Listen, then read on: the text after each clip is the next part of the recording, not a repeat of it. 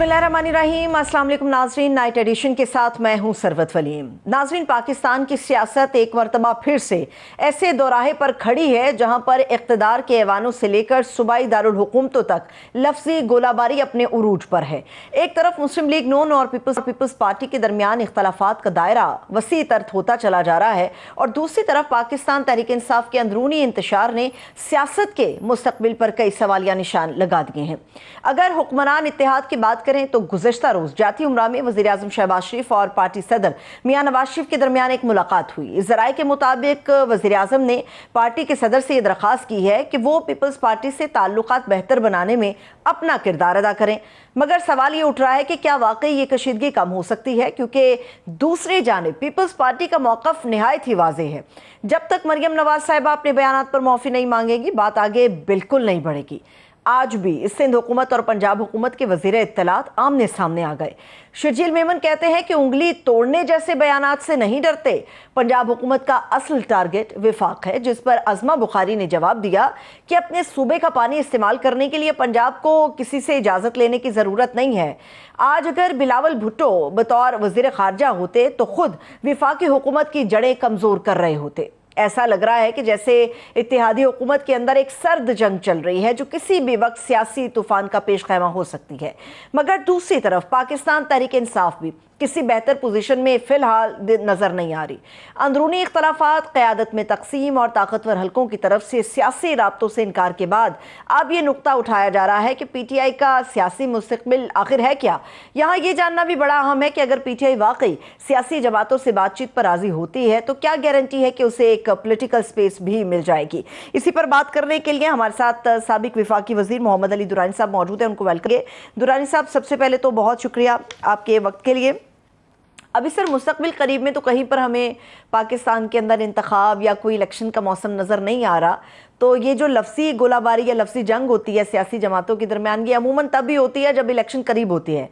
आपकी राय में क्या इलेक्शन करीब आ रहे हैं या फिर ये बस थोड़ा सा खेल है जो आपस में खेलने की कोशिश की जा रही है? बिस्मिल्लाहिर्रहमानिर्रहीम। देखिए, मेरी तो इसके ऊपर बड़ी क्लियर ओपिनियन है और मैं क्योंकि इसको बहुत डीपली देख रहा हूँ कि ये ना जंग है, ना ये सर्द जंग है, ना ये गर्म जंग है। ये एक टोपी ड्रामा है, ये एक नूरा कुश्ती है जिसके अंदर आवाम का भी कोई इंटरेस्ट नहीं। और इस वक्त चूंकि पीडीएम की हुकूमत जो है वो ना तो गवर्नेंस में परफॉर्म कर पा रही है, ना वो आवाम को रिलीफ दे पा रही है, ना वो मुल्क की मईशत को संभाल पा रही है। ऐसी सूरत हाल में ये एक तवज्जो हटाओ नोटिस है। वो यूनान के अंदर जैसे वो मुकाबले शुरू करा दिए जाते थे ना, उसके डुअल के और उसके बाद सारे लोग भूखे, जब कोई कहत पड़ता था, तो ये कहत ज़्यादा कौम को जो है एक टीवी के ऊपर चलने वाला ड्रामा है जिसमें वो बड़ी बड़े अल्फाज एक तरफ से दूसरी तरफ जा रहे हैं। मतलब एक ही घर के एक कमरे में बैठ के एक गोला चल रहा है, दूसरे में दूसरा चल रहा है। This means nothing. और इस सारी सूरत हाल को ड्रामा भी नहीं कहा जा सकता, ये एक पुतली तमाशा है। जो पुतली के दोनों तरफ के जो मतलब करेक्टर्स हैं वो एक ही हाथ से हिल रहे हैं। तो लिहाजा मैं तो इस चीज को इम्पोर्टेंस नहीं देता। अलबत्ता ये मुझे लग रहा है कि सिंध की हुकूमत जो है उसके पांव चूंकि उखड़ रहे हैं और उसके बारे में शिकायत जो है हर सतह के ऊपर वो बहुत बढ़ती जा रही हैं। और उस सब चीजों को सेव करने के लिए नून भी उनको एक स्पेस दे रही है उनके खिलाफ बात करके, और वो अपने आप को रेलेवेंट बना रहे हैं। और वो अब ये कोशिश कर रहे हैं, जो माजी की गलती हो चुकी हुई है कि दोनों इकट्ठे हो गए और इकट्ठे होने की वजह से अवाम की नफरत सिर्फ उनके जिम्मे आ रही है। तो अब वो ये चाह रहे हैं कि पीपल्स पार्टी चाह रही है कि वो पीटीआई का रोल ले ले और ऑपोजिशन बन जाए, और नून चाह रही है कि ये एक फ्रेंडली ऑपोजिशन के जरिए वो दोनों आपस में एक दूसरे के सामने खड़े होकर अवाम की तवज्जो हटा लें। मेरा ये ख्याल है कि ये वही गलती कर रहे हैं जो 2012-13 के इलेक्शन से पहले जो है जरदारी साहब ने की थी, जिसके नतीजे में पीटीआई उनका वोट बैंक खा गई थी।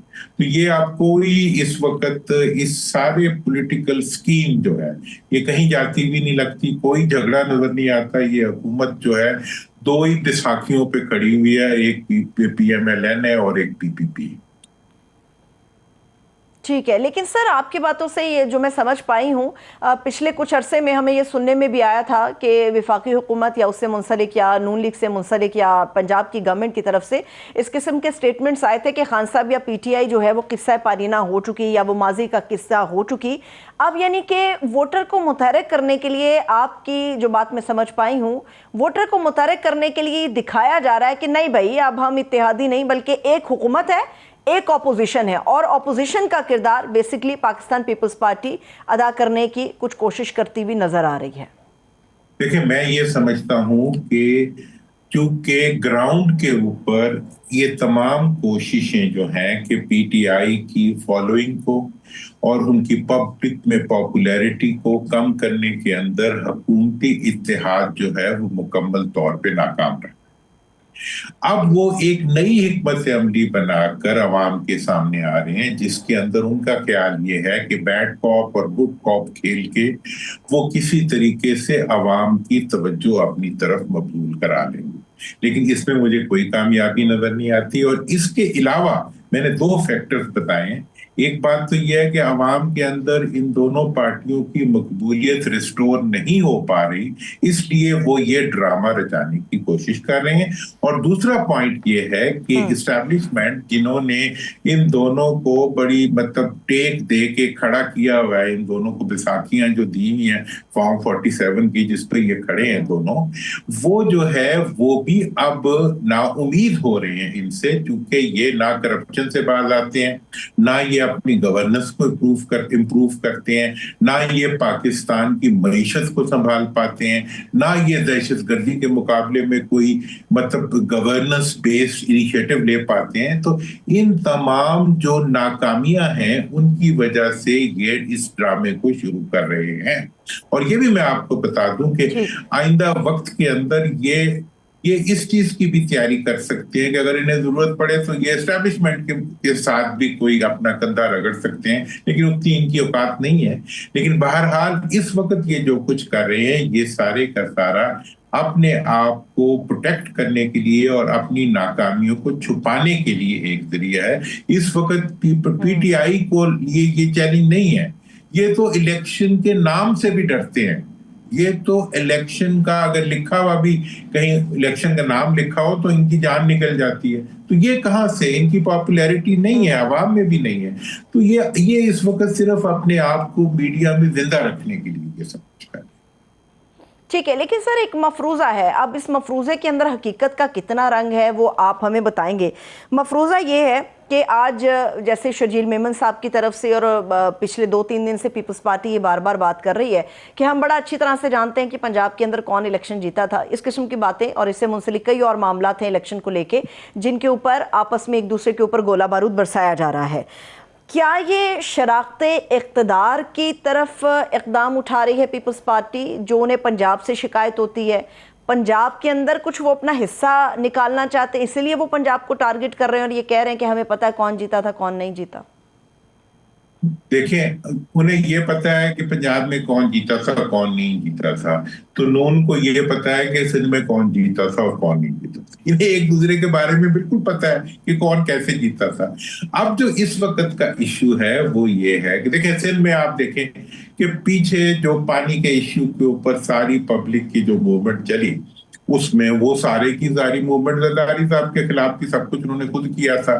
बाद में वो खुद उससे मुकर गए। इसी तरह से उन्हें सेफ पैसेज दिया नून ने और उन्होंने आपस में गुजारा किया। अब जो है इस वक्त जो कुछ ये एक ही हमाम में खड़े हुए किरदार जो है जो एक दूसरे के ऊपर आवाजें कस रहे हैं, इसकी वजह ये है कि अब सिंध और पंजाब के अंदर से एक नया पब्लिक और पॉलिटिकल अलायंस उभरता हुआ नजर आ रहा है इन्हें आइंदा इलेक्शंस के अंदर। तो लिहाजा पीपल्स पार्टी ने पंजाब में क्या स्पेस लेनी है, उसकी तो सिंध की स्पेस खत्म हो रही है।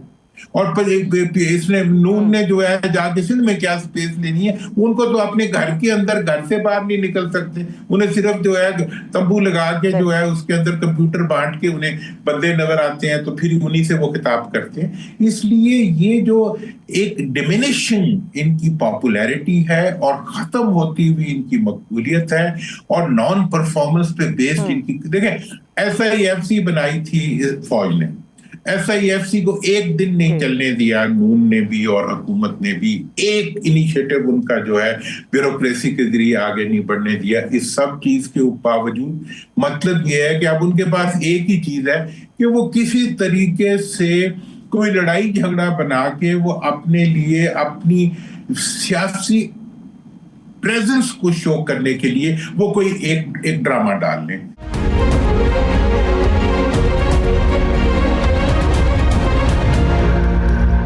पुरानी साहब, पंजाब और सिंध तो एक दूसरे के खिलाफ हैं, चलिए टोपी ड्रामा कर रहे हैं, जो मर्जी कर रहे हैं। आपकी जो मुदब्बिराना सोच है वो क्या कहती है कि पीपल्स पार्टी के ऊपर क्या विफाक एतबार कर रहा है? उसको एतबार है, एतमाद का रिश्ता है विफाक और पीपल्स पार्टी के दरमियान? अभी विफाक से मुराद मैं हुकूमत की बात कर रही हूँ, मैं वजीर आजम साहब की बात कर रही हूँ। हाँ, बिल्कुल जनाब, वो तो हैंड इन ग्लव है। इस वक्त हजारी साहब का और मियां नवाज शरीफ साहब का आपस में कोई, ये देखें, ये वो रिश्ता है जो 2008 से मोहब्बत का रिश्ता कायम हुआ था, आज तक चला आ रहा है। ना ये टूटा है और ना ये टूटेगा, क्योंकि अब इनके पास टूटने के बाद कुछ है नहीं, ये आपस में भी इकट्ठे नहीं होंगे। तो आज इनमें से कोई एक चाहे कोई एक पॉपुलर हो तो कल नया इलेक्शन करा सकते हैं, लेकिन जाएंगे कहाँ? घर से तो निकल नहीं सकते, तो इलेक्शन में क्या निकलेंगे? तो लिहाजा इस सारी सूरत हाल के अंदर वफाक हो, मतलब पीपल्स पार्टी हो, नून हो, जितनी भी हुकूमतें हैं जो मर्जी कह रही हो, ये बिल्कुल आपस में वो समझेंगे यकजान दो कालम, और इसमें कोई वो नहीं है। इनका चैलेंज अवाम है और अवाम के अंदर इनकी गिरती हुई मकबूलियत है। अभी देख लेना क्या हुआ है फलस्तीन के इशू के ऊपर, इन्होंने बिल्कुल मतलब अपने आप को एलिनेट कर लिया। तो लिहाजा इस सारी सूरत हाल में मैं ये समझता हूं कि जो भी इस वक्त हो रहा है ये सिर्फ और सिर्फ अपनी डूबती हुई कश्ती को बचाने का तरीके हैं जिसमें कि ये सब कुछ कर। सर, ये जो सूरत हाल है इसमें तो मुखालिफ सियासी जमातें इस तरह के मामलात को कैश करती हैं। पाकिस्तान तहरीक इंसाफ जो है वो तो बहुत ही ज़्यादा नीचे जा चुकी थी, जिस किस्म के मामलात उनके साथ पेश आए, जिस तरह से लोग उनको छोड़कर चले गए, या जो मौजूदा सूरत हाल उनके पास या पॉलिटिकल स्पेस है, इसमें तो उनके पास बड़ा एक गोल्डन चांस है कि वो इस सूरत हाल को अवेल कर सकते हैं, फ़ायदा उठा सकते हैं कि देखिए कैसे ये आपस में लड़ रहे हैं, चाहे वो टोपी ड्रामा है, चाहे वो फ़लस्तीन का इशू है। मगर PTI कहीं खड़ी नज़र नहीं आ रही, कहीं खड़ी नजर नहीं आ रही इस वक्त पाकिस्तान तहरीक इंसाफ। उसकी PTI और PTI के ऊपर जो सबसे ज्यादा प्रेशर है वो तो खुद गवर्नमेंट डाल रही है कि जी उनको दबा के रखे, उनको जलसा न करने दे, उनको कहीं ना नजर आने दे, उनके अंदर तकसीम करा दे। लेकिन एक और इश्यू भी है, इस वक्त इसकी तमाम जो ऑपोजिशन पार्टीज हैं वो वेट कर रही हैं कि नवंबर के बाद के हालात के मुताबिक वो अपनी हुकूमतें, और उसके अंदर वो समझते हैं कि जो आज चैलेंजेस जो है वो हुकूमत को दरपेश है, वो उनके चैलेंजेस में उन्हें कोई रिलीफ नहीं देना चाहते। वो कहते हैं कि इस वक्त जो जो फैसले इन्होंने करने हैं वो ये कर लें, उसके बाद हम अपनी हिकमत अमली बनाएंगे।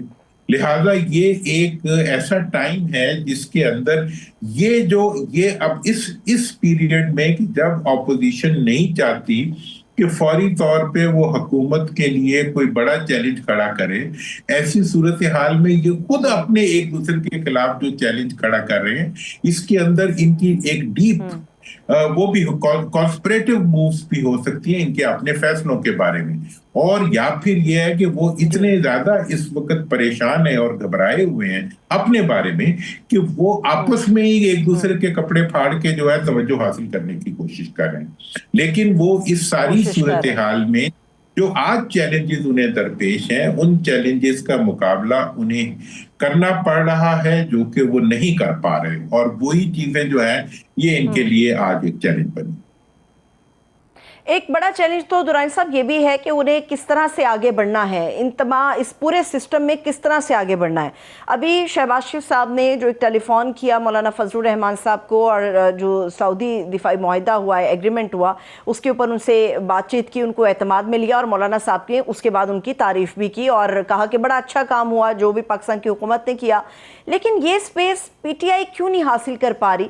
प्रॉब्लम कहाँ पर है? क्या इमरान खान साहब की तरफ से प्रॉब्लम है, या सिस्टम का हिस्सा बनने के लिए PTI की मौजूदा लीडरशिप के अंदर कोई भी शख्स इस चीज के लिए तैयार नहीं है, या उसे कोई फर्क नहीं पड़ रहा? देखिए, ये आपका नुक्ता बड़ा वैलिड है कि पीटीआई की जो इमरान खान साहब की एब्सेंस में जो लीडरशिप है, वो उस किस्म का कॉन्फिडेंस सबमिट नहीं कर पा रही कि वो बहुत लीड कर सके। लेकिन ये चीजें इन द प्रोसेस होती है कि इस वक्त मैं आपको एक बात बताऊं, देखें, इस वक्त जहां तक पाक सऊदी अकॉर्ड है, वो एक पॉजिटिव डेवलपमेंट है जो इस खित्ते में और यहाँ पे हुई है। But at the same time जो इस वक्त नेतन्याहू और ट्रंप साहब का जो अलायंस है, वो जो इकदाम कर रहा है, उनका जो अब करंट सोल्यूशन जो वो दे रहे हैं, जिसके अंदर के वो सोल्यूशन ये वो कह रहे हैं कि जी हमें फलस्तीन के अंदर अमन चाहिए फलस्तीनियों के बगैर, और फलस्तीन में फलस्तीनी ना हो, वो फलस्तीन हमें चाहिए। तो मैं तो ये समझता हूं कि ये तो फिर कब्रिस्तान की हुकूमत चाहते हैं, और पूरे के पूरे हमारे मुस्लिम जो वर्ल्ड की लीडर्स हैं वो उनकी गुलामी कर ले और दुनिया की आंखों में धूल डाल के, तो वो जो है धूल डाल के तो इनको ट्रंप साहब को नोबेल प्राइज दे दें। लेकिन एक शर्त ये होनी चाहिए, मैं मियां साहब को ये मशवरा दूंगा कि सिर्फ ट्रंप साहब के लिए वो नोबेल पीस प्राइज ना मांगे, उसके साथ नेतन्याहू को भी शामिल करें, क्योंकि ये दोनों तो इस वक्त बिल्कुल दे आर मूविंग एंड इकट्ठे मूव कर रहे हैं, और उन दोनों के मुतालबात जो है वो फलस्तीन के अंदर अमन नहीं चाहते, वो फलस्तीन में से फलस्तीनियों की रिमूवल चाहते हैं। और ये जो रिमूवल है ये कैसे मुमकिन है? पाकिस्तान के अवाम, मैं तो बल्कि मियां साहब को इनको मशवरा दूंगा, सड़कों पे जो उन्होंने ट्रंप के साथ अपनी फोटो में लगाई है, एहतियात करें, हटाएं उनको। इस वक्त का जो पब्लिक की नफरत है पाकिस्तान के अंदर फलस्तीन के अंदर होने वाले जुल्म और ज्यादतियों के खिलाफ, वो बढ़ती हुई नफरत को अपने ऊपर ना लेके आए, इतनी तो समझ करें। मैं लाहौर में गया, हर तरफ जनाब फोटोएं लगी हुई हैं भाई इस वक्त। और मैं ये भी कहना चाहूंगा तो बहुत बड़ा क्रेडिट लिया जा रहा है कि जी एक नया इनिशिएटिव होने जा रहा है और मुस्लिम लीग नून या पाकिस्तान की मौजूदा गवर्नमेंट इसका हिस्सा है। लेकिन सर मुझे ये बताइएगा कि पाकिस्तान तहरीक इंसाफ की जब हम बात करते हैं तो आपके नज़दीक क्या आज भी ये पार्टी उतनी ही मकबूल है जितनी थी, या ये पार्टी से हटके आज सिर्फ इमरान खान मकबूल है, पीटीआई की मकबूलियत का कोई ग्राफ नहीं है सामने? देखिए, पीटीआई और इमरान खान को आप अलग कैसे करें? पीटीआई जो है वो अवाम में है और इमरान खान जेल में। जब तक वो जेल में रहेगा पीटीआई अवाम में रहेगी। मेरा तो शुरू से ये मतलब एक सेट फार्मूला है कि भाई जब तक आप इमरान को छोड़ेंगे नहीं, वो अपनी गलतियां खुद नहीं करेगा, तो उसके खिलाफ कोई बिल्डअप भी पैदा नहीं होगा। बात तो इस वक्त सिंपल सी है कि जितनी देर इमरान खान को आप जेल में रखेंगे उस वक्त तक जो है उसकी पॉपुलैरिटी अंडर क्वेश्चन नहीं आएगी, और जेल में रहने से उसकी पॉपुलैरिटी ऊपर जा रही है। दूसरी तरफ हुकूमत जो है उनकी पार्टी को जो स्पेस नहीं दे रही, तो वो एक्सपोज भी नहीं हो रहे।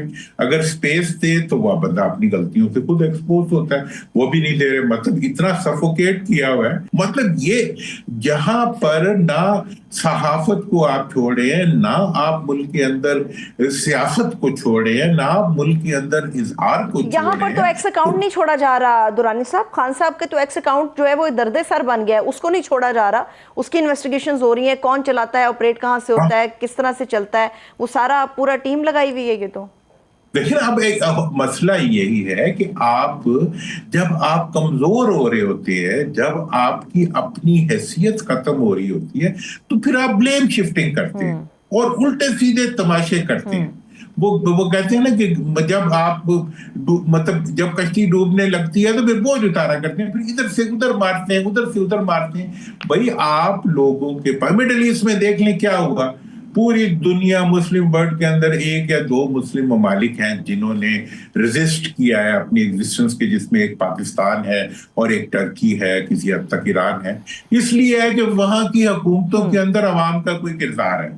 जिनके पास पैसे हैं वो तो हिल भी नहीं सकते पैसों के साथ अपने। और फिर ये है कि हमें हमारा भी यही मुश्किल है, मुस्लिम वर्ल्ड की भी यही मुश्किल है कि लीडर जितने हैं उनका सब कुछ जो है मगरिब में है, उनकी जायदादें मगरिब में है, उनके बिजनेस मगरिब में है, उनकी उम्मीदें मगरिब में है, उनकी बीमारी मगरिब में है, उनकी सेहत मगरिब में है। तो उनको आप क्या करेंगे? मैंने तो इसलिए हमेशा कहा है कि पाकिस्तान को अगर आपने अपने पाँव पे खड़ा करना है तो पाकिस्तान की लीडरशिप को उनको दे दें जिनकी बाहर जायदाद ना हो, जिनका बाहर बिजनेस ना हो। अब बाकी तो ये है कि एक झूठ यही का मुतालबा कारोबार है जो पाकिस्तानी अवाम की तरफ से बारहा आता भी है और इसके ऊपर बहुत ज़्यादा डिबेट होती है, नौजवान नस्ल इसके ऊपर बहुत बात करती है। बहुत शुक्रिया, thank you so much. Mohammad Ali Durrani साहब मौजूद है। एक छोटा सा ब्रेक लेते हैं, जब ब्रेक से वापस आएंगे तो पाकिस्तान तहरीक इंसाफ से मुताल्लिक़ खास तौर पर बात होगी। हमारे साथ रहिए।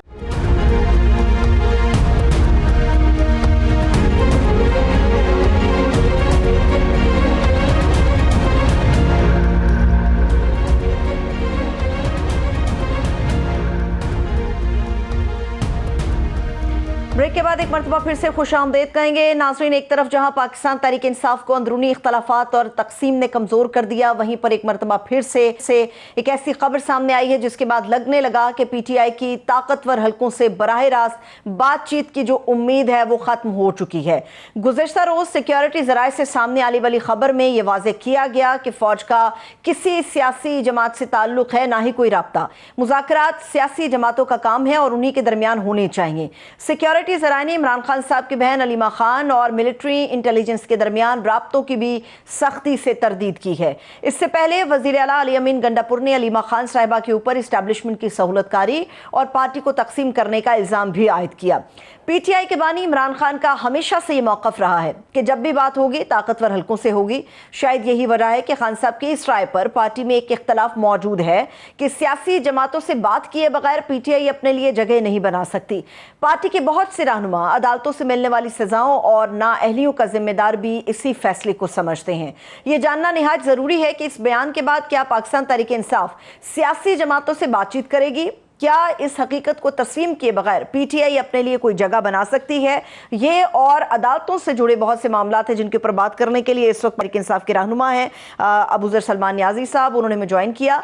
बहुत शुक्रिया अबूज़र सलमान नियाज़ी साहब आपके वक्त के लिए। सियासत की बात होगी, मगर सियासत से पहले जो अदालत का तहलका है उसके ऊपर मैं चाहूँगी कि आपका मौक़िफ़ हमारे सामने PTI का और बतौर वकील आपका भी आए। ये जो 2 अक्टूबर 2025 को मखसूस नशिस्तों का एक फ़ैसला आया 47 सफ़ात पर मुश्तमिल, इसके अंदर ये लिखा गया कि PTI बतौर फरीक इस मामले में शामिल नहीं थी। अब मेरा सवाल ये है आपसे कि इस बुनियाद पर अगर कोई फ़ैसला आता है वो बुनियादी उसूलों के बरखिलाफ तस्वुर किया जाएगा या फिर नहीं?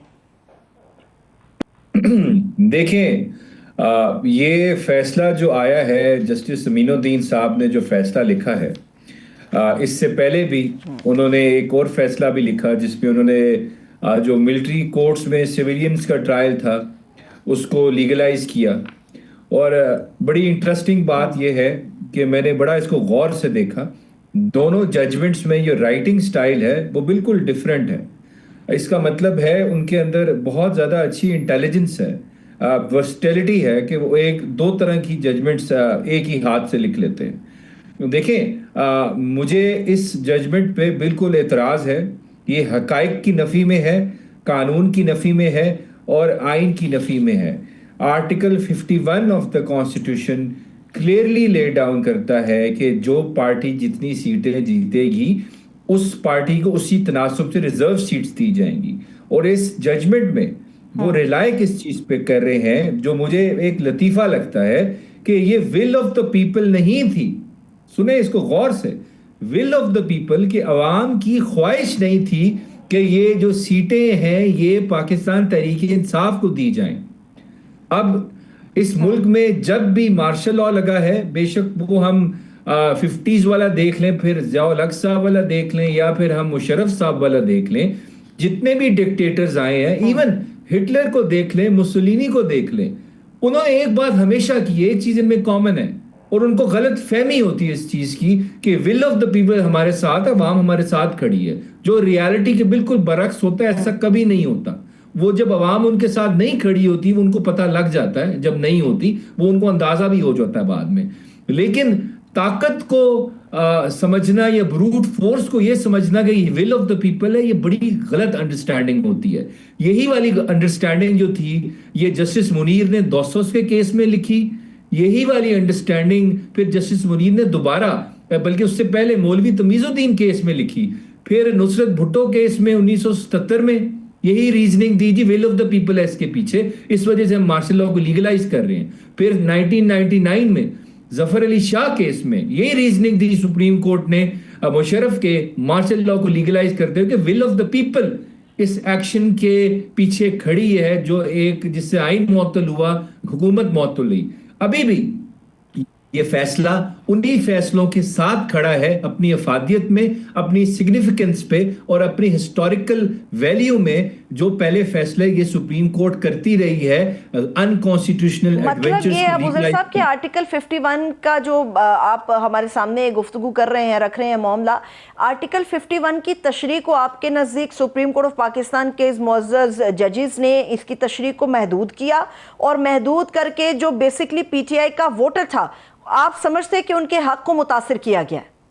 देखिए, इसमें जो सबसे इंपॉर्टेंट बात है, पूरी जजमेंट ये चीज डिस्कस नहीं कर पाई कि चले पीटीआई को तो सीटें आप नहीं दे रहे, जो आपने माले गनीमत समझ के बाकी पार्टीज को सीटें दी, इसकी रीजनिंग क्या है, उसका क्या लीगल बेसिस है, जस्टिफिकेशन है? It is silent on this.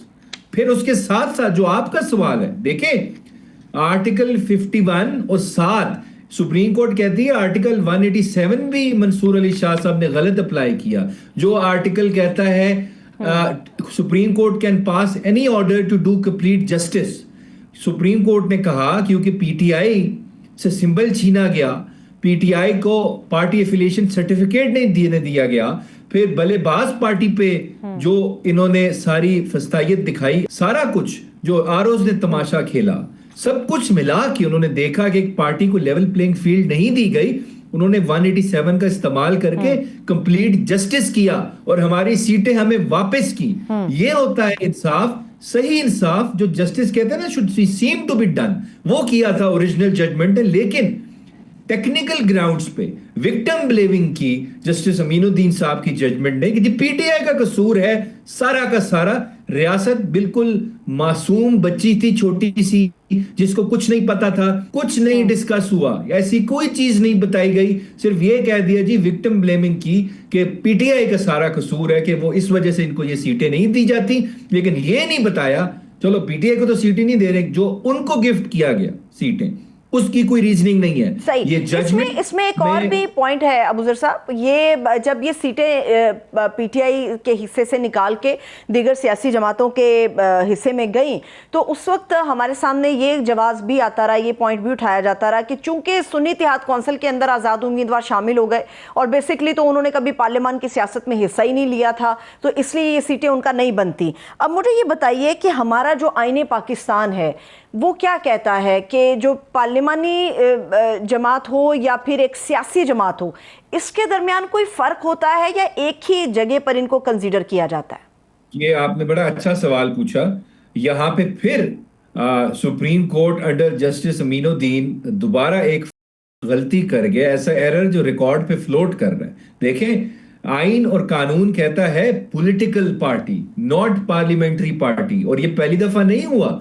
माजी करीब में आपके बाप पार्टी की कोई सीट नहीं थी, फिर उसमें जब वो ज्वाइन किया लोगों ने उसको, फिर उसके तनासुब के हिसाब से रिजर्व सीटें दी गई, और हम भी उसी वही नजीर पेश की और साथ बताया कि जी वर्ड पॉलिटिकल पार्टी यूज्ड है, जब उसमें कोई मेंबर ज्वाइन करेगा तो वो पार्लियामेंट्री पार्टी बन जाएगी। लेकिन देखें, मैं आपको फिर कह रहा हूं, कॉन्स्टिट्यूशनल बेंच जब बना और जिस तरह बनाया गया, मुझे ये बताएं, ऐसा बेंच जिसके मेंबर्स को हुकूमत वक्त ने अपॉइंट करना है, क्या वो बेंच इस पोजीशन में है कि वो उस हुकूमत वक्त को उन सीटों से डिप्राइव भी कर पाए? It's matter of principle. किसी शख्स का नाम नहीं ले रहा मैं कि वो गलत है या उसने बदनीति दिखाई है। As a matter of principle, आपको जिस शख्स ने नौकरी पे रखना है या आपको प्रमोट करना है, आप उसकी जुर्रत है, आप उस पोजीशन में हैं कि आप उसके खिलाफ फैसला दे पाए। सो ये हम सब हमेशा से यही रो रहे हैं। बात करें 26वीं आईनी तरमीम है, उसकी वजह से इस मुल्क की जुडिशरी जो है वो हमेशा के लिए एग्जीक्यूटिव के सबसर्विएंट हो गई है, वो एक इंडिपेंडेंट इंस्टीट्यूशन ही नहीं रहा।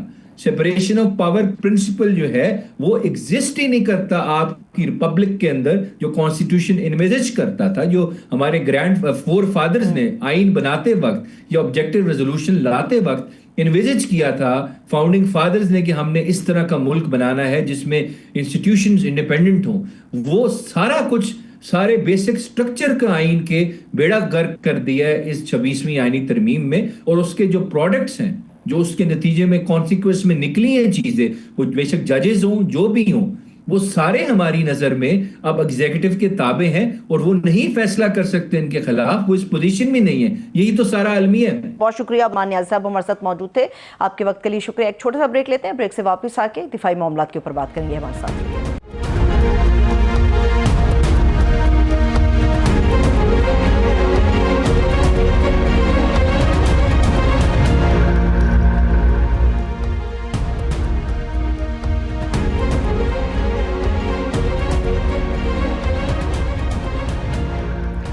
ब्रेक के बाद एक मरतबा फिर से खुश आमदेद कहेंगे। नाज़रीन, भारत की तरफ से फिर पाकिस्तान के खिलाफ बयानात आ रहे हैं, धमकियां और इल्ज़ाम तराशियों का शोर बढ़ने लगा है।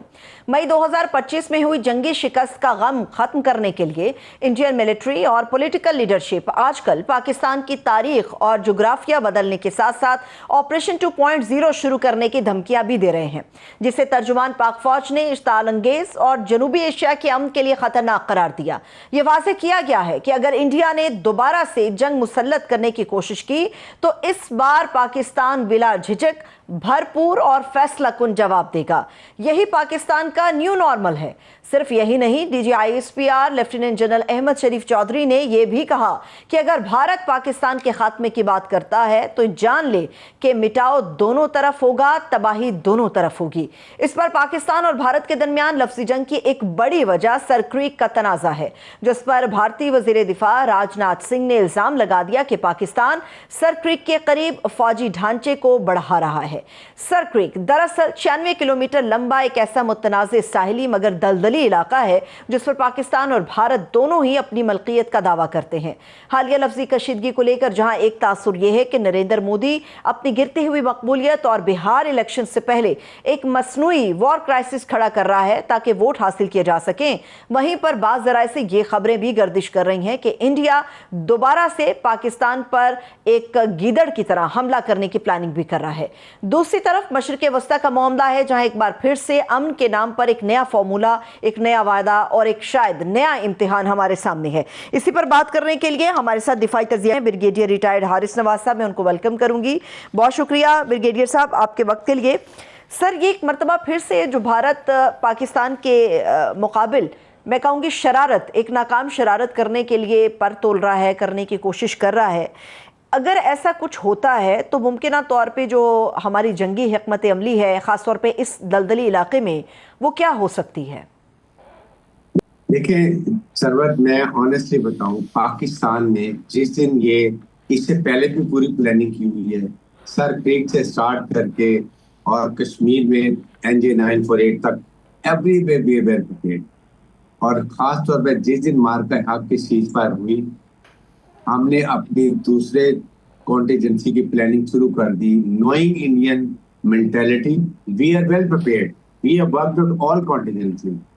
अगर आपको याद हो कि DGISPR ने बड़ी क्लियर बात की थी कि अगर सेकंड टाइम इन्होंने जब किया तो हम ईस्ट में जाके इनकी सारी रिफाइनरी को तबाह कर देंगे, ये रोते पीटते रह जाएंगे, इतना इकोनॉमिक डैमेज होगा उनका। सेकंड, ये प्रोवोकेटिव स्टेटमेंट देना, ये गिदड़ धमकियां देना, ये अवाम को गुमराह करने के लिए, अटेंशन डिवाइड करने के लिए तो हो सकता है। पाकिस्तान को ना पाकिस्तानी मुसल्लह फौज को कोई फर्क नहीं पड़ता, वी आर वेल प्रिपेयर्ड। ये सिर्फ इस खित्ते को और डिस्टेबलाइजेशन की तरफ लेके जाएगा। सेकंड, ये जो न्यू नॉर्म्स की बात करते हैं ना, Pakistan has already established it's new formal, और उसमें ये प्लान किया हुआ है कि it will be very Swift, decisive and destructive.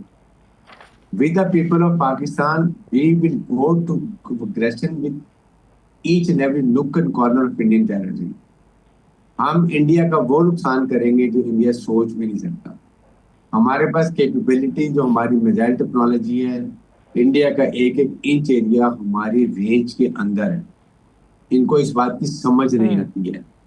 Second, ये जो बात पीटते रहे ना कि हम विक्टिम ऑफ टेररिज्म है, पाकिस्तान कश्मीर में ये कर रहा है, द वर्ड इनका काला खूबसूरत देख लिए।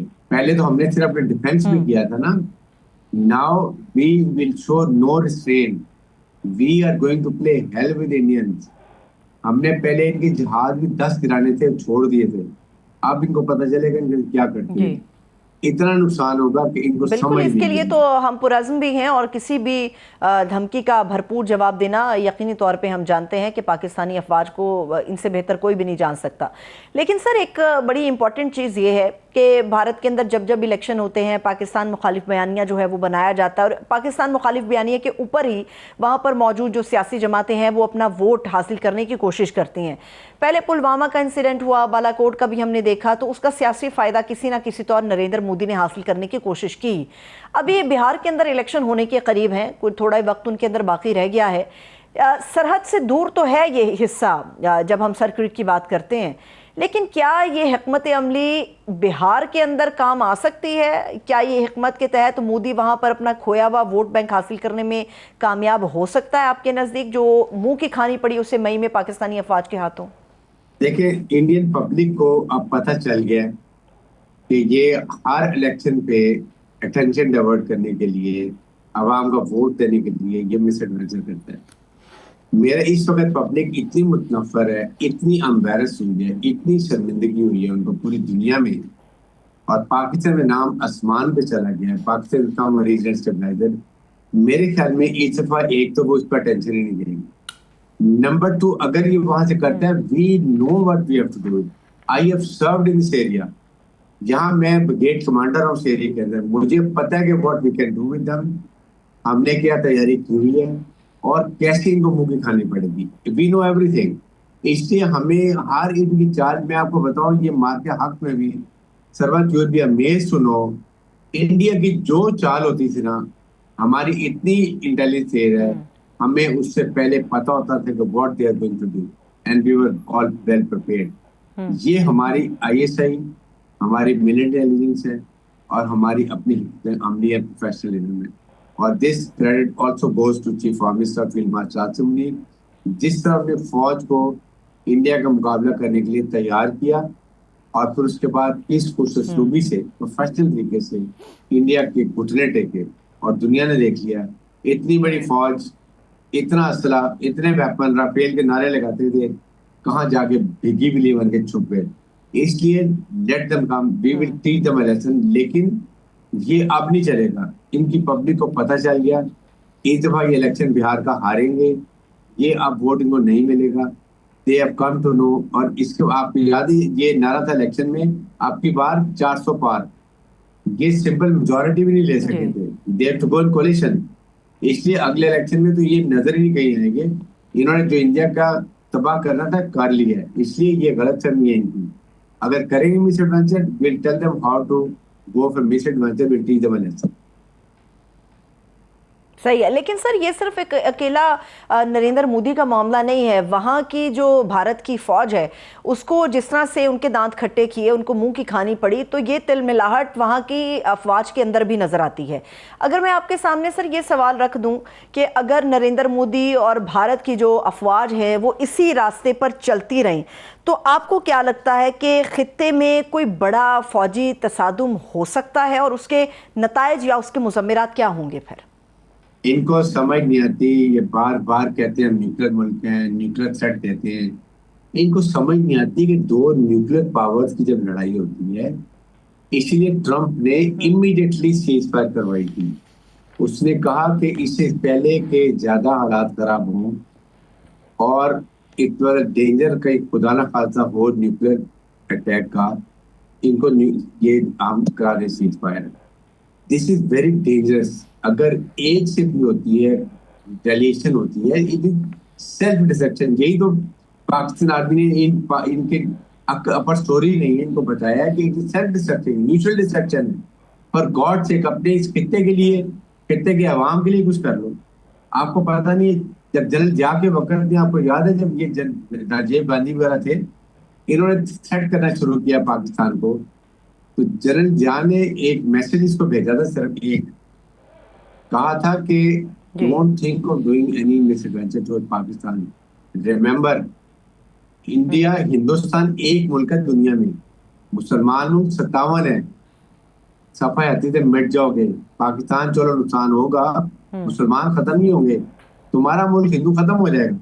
इसके हाथ से कांटा गिर कर नाश्ता करते हैं। This is the state of they cover this, they can't dare doing this. ये सिर्फ गिदड़ भपकियां लगा रहे हैं। We are fully prepared, they don't know कि हमने क्या तैयारी की हुई है, और ये सऊदी अरब डिफेंस पैक्ट के बाद हम और ज्यादा स्ट्रांग हैं। इनको नहीं पता कि इनके साथ क्या होने वाला है। ये हमने जो अभी तैयारी की थी ना साइबर वॉरफेयर की, इलेक्ट्रॉनिक वॉरफेयर की, 10% भी हमने इनको नहीं दिखाया। 90% is in reserve, will show them the card this time. इसलिए मैं आपके प्लेटफॉर्म पे ऑनेस्टली कह रहा हूँ, sense should prevail, better they should understand. चुप करके आराम से बैठो और टेबल पे आके मुज़ाकरात करो और कश्मीर तमाम इशू को डिस्कस करो। That is the only way to live like good neighbours. बहुत बहुत शुक्रिया। वक्त मुकम्मल तौर पे ख़त्म हो चुका। रिटायर्ड हारिस नवाज साहब हमारे साथ मौजूद थे। इसके साथ ही मुझे इजाज़त दीजिए, अपना ख्याल रखिए।